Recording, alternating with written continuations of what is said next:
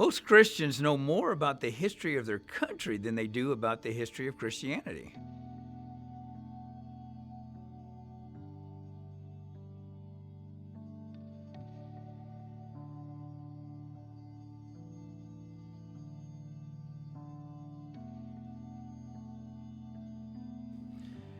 Okay, what is the historic faith?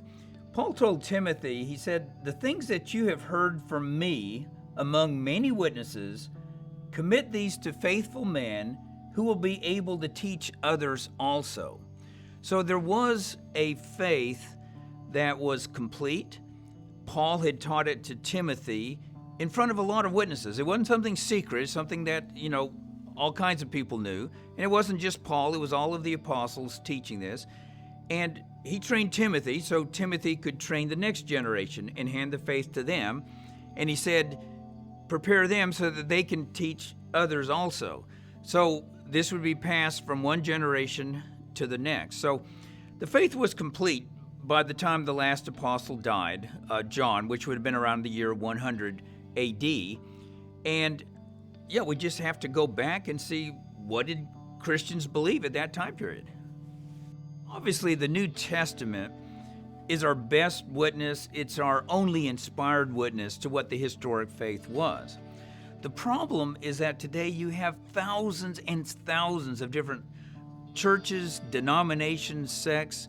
Each one says, we go by just what the Bible teaches, and yet they all teach contradictory things. So with the early Christian writings, we can go back and we can see, what did Christians believe when there was still just one church, where everywhere on earth, all Christians believed the same thing, and they could trace it back to the days of the apostles. So the value of the early Christian writings is we have a witness to what people believed right after the apostles died, and particularly the writings of men who were personally discipled by the apostles. Now, one of the key things is that I do not want any of my listeners to take my word for, this is what the early church taught. Everything I share in these messages are things that people can go themselves and look in the early Christian writings. So many people think that if they go to a Bible encyclopedia or to a commentary, that they've researched the subject by going to that kind of source. No, the only way that you can research any subject, and this applies to secular subjects as well, is to go back to the primary sources. That is, historical documents, if we're talking about history, that were written at or about the time the event took place. So like the New Testament, you want to get as close to it as you can. What did people believe when the New Testament was finished?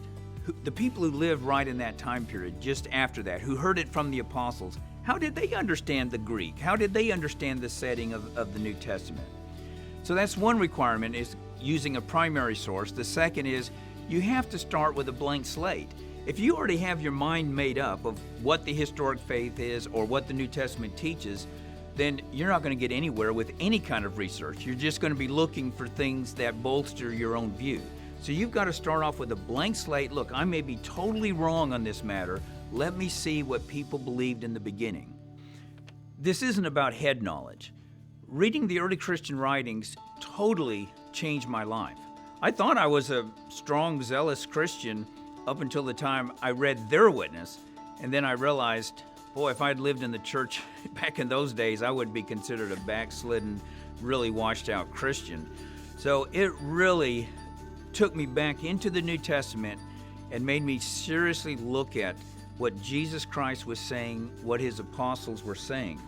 Through these courses, our listeners are going to be learning a lot about the New Testament. They're going to learn a lot about church history and what the early Christians practiced back then. But the whole point is to help them build an obedient, love-faith relationship with Jesus Christ, for that to be strengthened so that they can become vital citizens of God's kingdom.